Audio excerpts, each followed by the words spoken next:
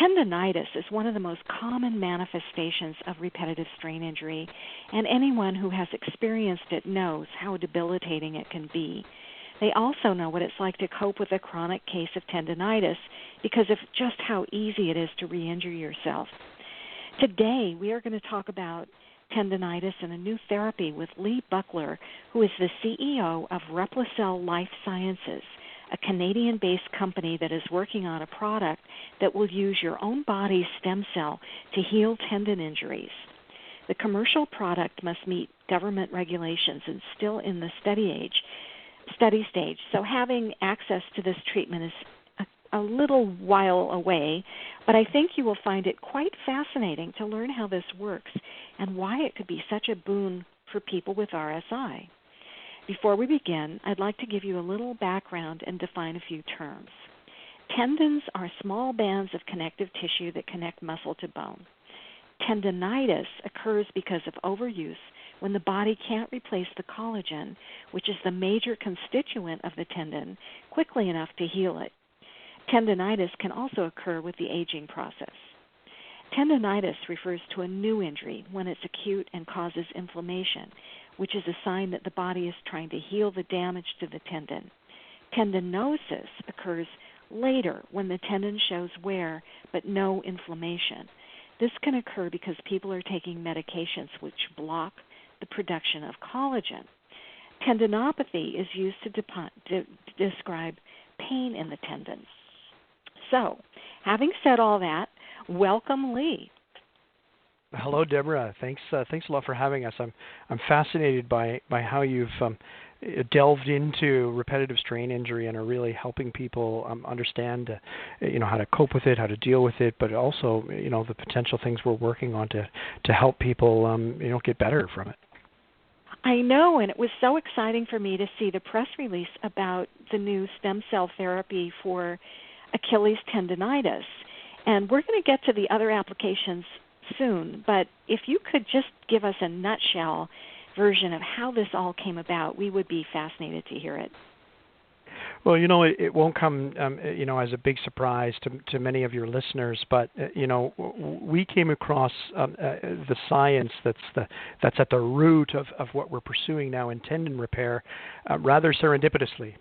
A lot of the best discoveries happen by accident, and we were, as consumed with understanding the cells in the hair follicle, really to understand how we might have a new way of addressing pattern baldness in men and thinning hair in women. But it turns out there's a bunch of different cells in the hair follicle.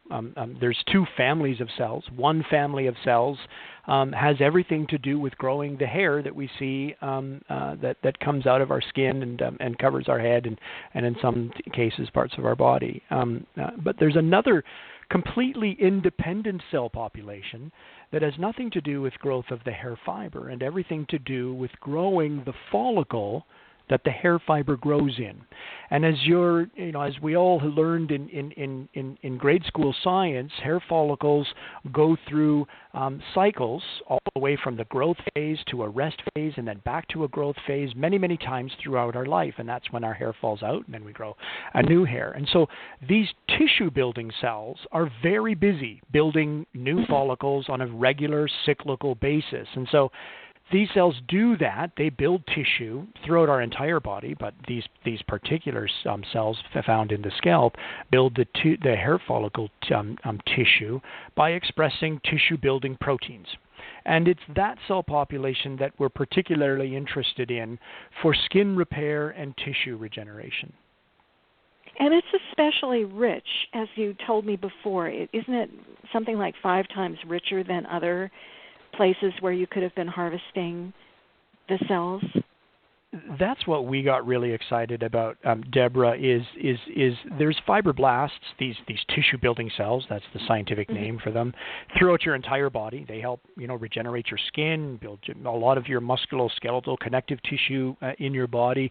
But these particular fibroblasts, and we think it's because they're protected a little bit from sun damage because they're behind, the hair, but also because they have to be very busy building all the time, new tissues of the hair follicle, are very expressive of the proteins that they express, but especially expressive of one of the proteins that we all that is the most commonly heard of, and that's a protein that was called type 1 collagen. Mm-hmm. And that's and the one connection. of the building. Sorry. Yeah. That's sorry, one go of ahead. the building blocks of this tissue that is formed in the tendon, right? That's right. So you described in the intro to your listeners that the tendon has a particular consistency, and most important to that consistency and the strength and the function of tendons is these rope-like strands or layers of type 1 collagen. And it's very visible. And when you get this chronic pain in your tendon, it's because the collagen in your tendon has degenerated to a point where it's not strong enough to support what you want to do, whether that's running or walking or playing tennis or golf or even just putting the luggage in the bin above your airplane seat. Oh, yes. I think we all hate. Right. But you were talking about that you can actually see this on an ultrasound. Can you describe a little bit how that goes? That's right. So, you described again in your intro the difference between tendinitis, which is, when you overuse your tendon, or you've got some injury, or you've overextended yourself. Oftentimes, one of your tendons, I've had it many times in my knee, it'll swell up. You rest, or you get physiotherapy, and the cells in your tendon get to work, and they repair, and you're good to go again. That's the short-term sort of inflammatory stage of tendon problems. But when you get a chronic pain,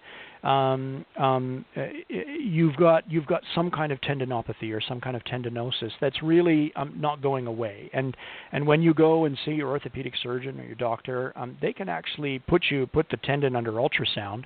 It's a simple imaging technique, and you can visibly see the degeneration in your tendon. Instead of these well-organized layers of white rope-like strands, which is of type 1 collagen, you see disorganized little bits of white strands and a lot of black holes.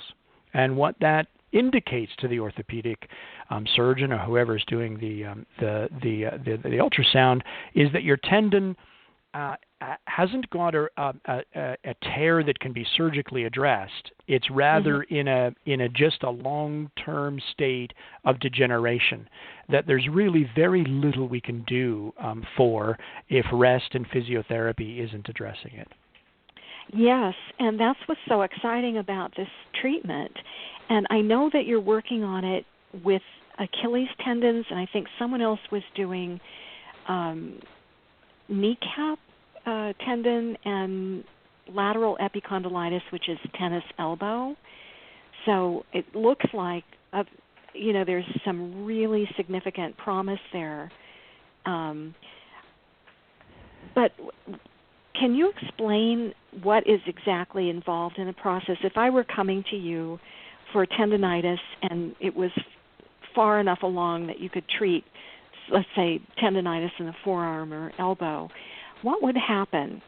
Would you test my tendons and look at them on an ultrasound to know where to put the injection, or what is the process like from soup to nuts? Absolutely, yeah. So first of all, your doctor would want to confirm that there's no other problem there that needs to be addressed. There's no abnormal growth.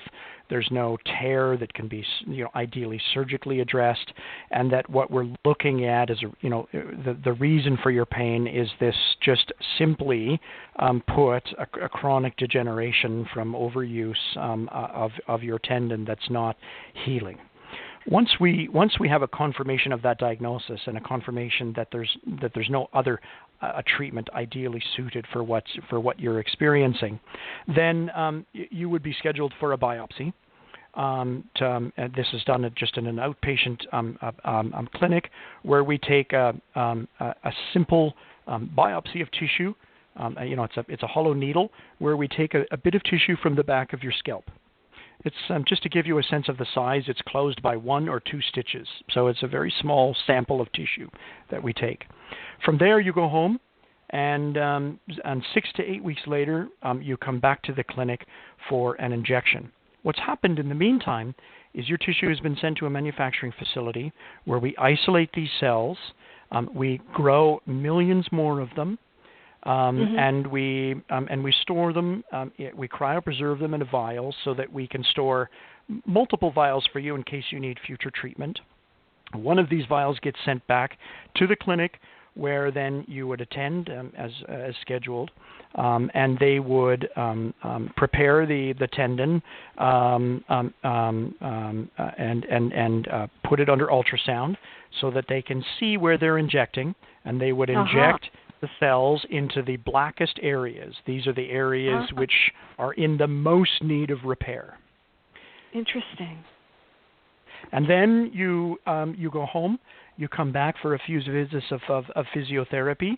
And what we've seen in the clinical studies that collaborators of ours did in the UK, and then in our study that we just completed at the University of British Columbia Sports Medicine Clinic in Vancouver, Canada, is that a good percentage of these patients see a report not only a very nice, healthy restoration of function, significant elimination of pain, but the ultrasound in some of these patients is absolutely remarkable in terms of how much rebuilding of the tendon is shown in subsequent ultrasounds.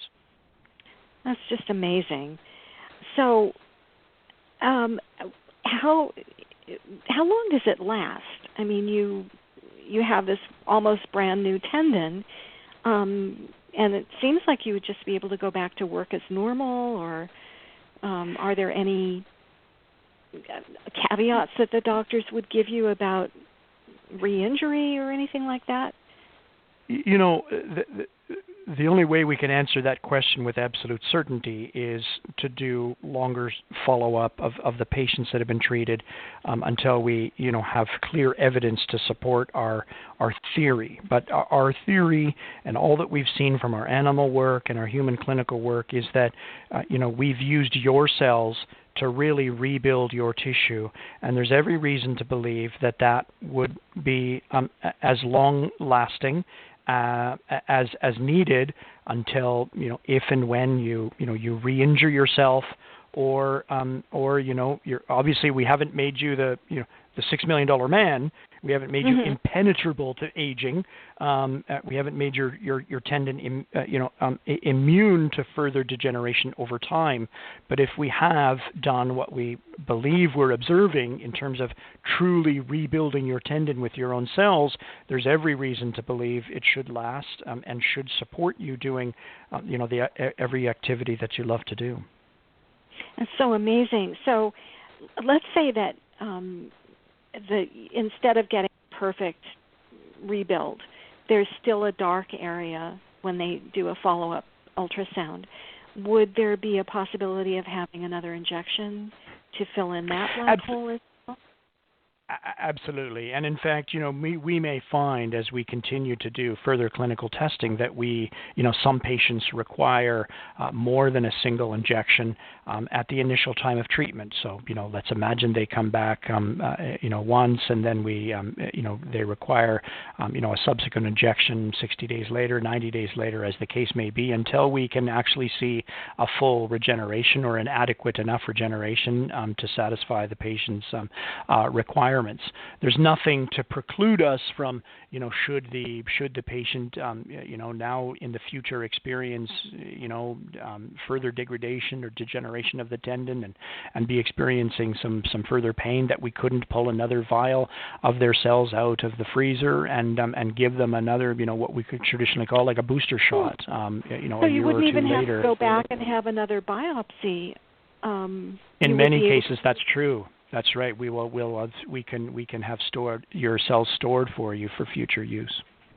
That's amazing. Now, I have a question. This is a really funny question, but what do you, when you take those cells out of the scalp and isolate them, you grow them, but what do you feed them? Do they grow?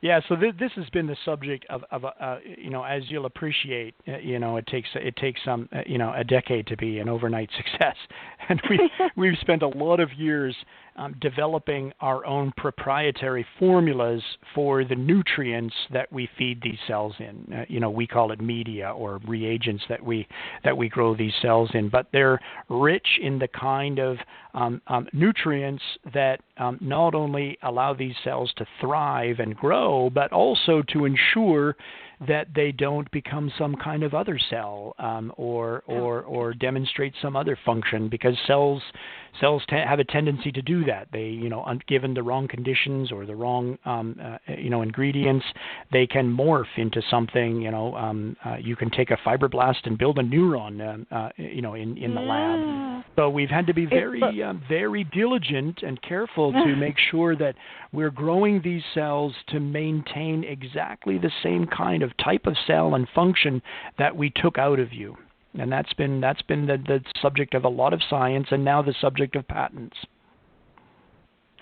It reminds me of epigenetics, which is another completely different topic, but when we're talking about triggering certain things happening, it's just so fascinating.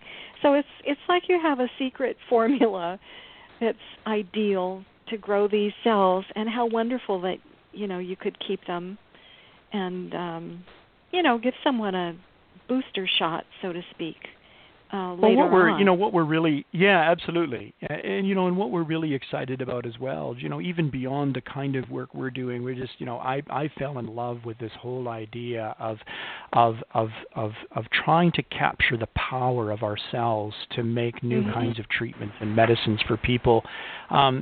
Partly because this captures the imagination. It's innovative. It's looking forward. It's truly curative and regenerative instead of just dealing with symptoms.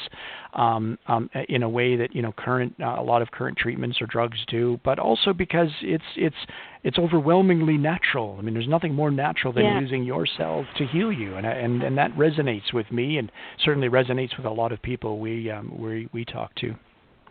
Well, one of the things I was doing in my research, it's so disheartening because a lot of people have tendinitis and they get cortisone injections without realizing that cortisone injections can rupture tendon. And and also that nonsteroidal anti-inflammatories prevent healing because you don't have the inflammation. So it's kind of making a bad situation worse. And many of the older treatments for repetitive strain injury aren't really helpful. And so I think that having a natural healing ability, using your own body's, it's your own cellular system that you're replicating. I think that's just very appealing. Absolutely, and it's not only are some of the treatments that people have pursued in the past for these kinds of things, oftentimes for some people at least do more harm than good, but we also see people with, dramatic tendon degeneration and rapid tendon degeneration as a side effect of some of the other drugs or approaches, that they've used for other indications. Antibiotics. I know two people who've had serious. One had Achilles tendinitis, really debilitating, and the other one had very bad tendinitis in the palm of his hands, and cannot extend his, flex and extend his fingers normally. And if there's any way for those tendons to be rebuilt, it would be truly wonderful. Absolutely, yeah. But let's get to another question. Are there any side effects, or would there be any contraindications that you know of for this procedure? No, one of the we're really excited because now we've got first-in-human data across our entire clinical pipeline. As I alluded to in the beginning of the call, we're developing treatments for pattern baldness and thinning hair, for skin rejuvenation, and the topic of today's interview, the tendon repair. We've got first-in-human clinical data now on all three indications from human clinical trials, where we have an overwhelming safety profile for these products. One of the beauties of using a patient's own cells to to develop a product is, unless we've contaminated the product in the manufacturing process, which of course we're extremely diligent in a highly regulated, manufacturing facility to make sure that we don't do, there's very little chance of this cell-based product to have side effects. So, we measured every possible kind of side effect, you're required to when you're doing these clinical trials, even things which are completely unrelated to your product, in case you don't know what you don't know, when you're observing these things. So, what we've seen no significant adverse events whatsoever. The most we've seen in all of our injections, regardless of whether it's the skin, scalp, or tendon, is minor skin irritations around the injection sites, which typically dissipates and disappears and is completely resolved within 24 to 48 hours. Well, of course, it's these cell therapies, we have to be careful with the expectations. Even though we're using your cells to treat you, and we don't expect there to be any negative side effects of that, it also doesn't mean that it's going to be, work in 100% of the patients. And this is, biology is a complex, and there's a lot of things we still don't understand about biology. And, a wildly successful drug works on 30% of the people, and we still don't have any way of predicting who it will work on and who it won't. And this is, even though we're using your cells, this is as true of cell therapy as it is of drugs. We're doing some exciting research right now to work on having a better understanding of how to improve the product to have higher efficacy rates, or understanding which patients are more ideally suited for it. But the fact of the matter is, we still expect that it's not going to work on everyone. And probably at this point you don't have any sort of percentage of populations. You can't say it works for 80% right now, because I don't think you've had enough time to study it, right? That's right. We're still too early on to say with any certainty what percentage of people it does work on. But what we can say with certainty is that it clearly works on some people. And it's coming not fast enough for anybody who wants the treatment. You see this years in the pipeline. Well, it's interesting. We're a global company, as you said. At the beginning of the show, we're based in Vancouver, Canada. We're a publicly traded company here on the Toronto Stock Exchange, publicly traded in the U.S. on the OTC, in Europe on Frankfurt. The technology was originally out of Europe. We have a collaboration on the hair side with Shiseido company in Japan, and the fact of the matter is, how quickly it gets to market is going to depend a little bit on where you are, where you live in the world. So the Japanese have an opportunity to access these kinds of therapies much faster, unfortunately, than Americans, and that's because the Japanese government decided quite pointedly to make a much faster regulatory paradigm for commercializing cell therapies, such that commercializing or bringing to market a cell therapy like we're developing is significantly faster in Japan than it is elsewhere in the world. So in certain parts of the world, yes, it'll be many years. But if we had done this Tendon trial that we just completed in Vancouver, Canada, in Yokohama, Japan, instead, we'd probably have enough data to take this thing to market. Wow. So maybe people could do a little bit of health tourism if they're really eager to try it out, go to Japan or something. I think that's certainly an emerging reality, for many kinds of medicines, and particularly for stem cell and cell-based therapies. So how much do you think it will cost, and would insurance cover this treatment? Yeah, so I'll answer the last question first. There are cell therapies that are administered to patients today. They're approved by the FDA, insured by insurance agencies, and prescribed by doctors and administered to patients on a daily basis. So there's already nice predicate for insurance companies covering approved therapies administered to patients, and even stem cell. I mean, the very first use of cells that's now common practice in hospital-based oncology treatments is stem cell transplantation. This is a hospital-based practice. It's not even an approved product, but insurance agencies cover the costs of a stem cell transplantation, which can range anywhere from a little over $100,000 all the way up to, in some instances, up to $800,000. So these are phenomenally costly but very effective protocols, which are now a standard part of cancer treatments. Fortunately, our products don't look to cost nearly anything. In that regard, we expect this product and treatment to be it's an outpatient treatment, easily handled without general anesthesia, certainly, and handled in outpatient clinics to be single-digit thousands. That's well, and not having to undergo general anesthesia is really major. Absolutely. It's not something you want to have to do. And so you said people need physical therapy. So I'm going to ask you, what sorts of aftercare advice do patients receive, and what sorts of physical therapy, how frequently do they need it, what kind? There's so many different modalities of physical therapy. Is it, specific? Absolutely, yeah. So all we can talk to at the moment is what we've done in our clinical trials.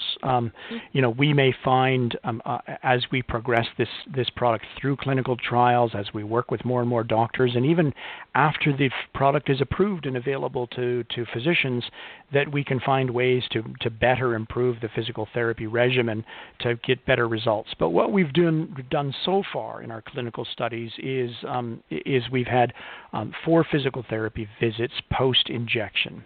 And the theory for this, Deborah, is that cells are very smart little biological entities that respond to the signals they're receiving from the body wherever they've been injected. And so the body is, in the instance of the tendon, the black holes where we inject these cells are crying out for repair cells to come in and repair, just as if you would, cut yourself with a knife. What happens when you cut your skin is that the cells, immediately macrophages come in and clean up the dirt and the debris, and then some T cells come in and make sure there's no infection, and then some fibroblasts come in and start remodeling and rebuilding the tissue. There's various cells that play various roles depending on what the body is calling for. And so we truly believe, from all of the science we've done so far and all of the science our colleagues have done so far, is that when we inject these cells, they respond to the signals that the body's giving them, and subjecting the patient to physiotherapy tells these cells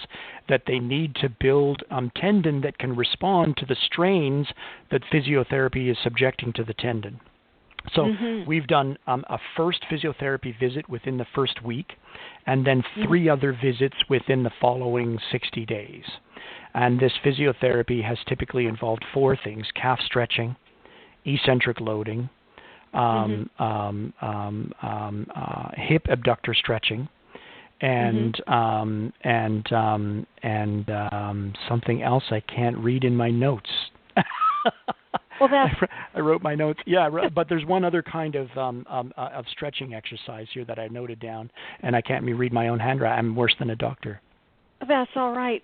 So it's like scar tissue. Scar tissue is one of the reasons why people get so re-injured so easily, is the scar tissue grows in chaotically, and so the that's tendons, right. Yeah. Oh, it's I see in my notes now that it's.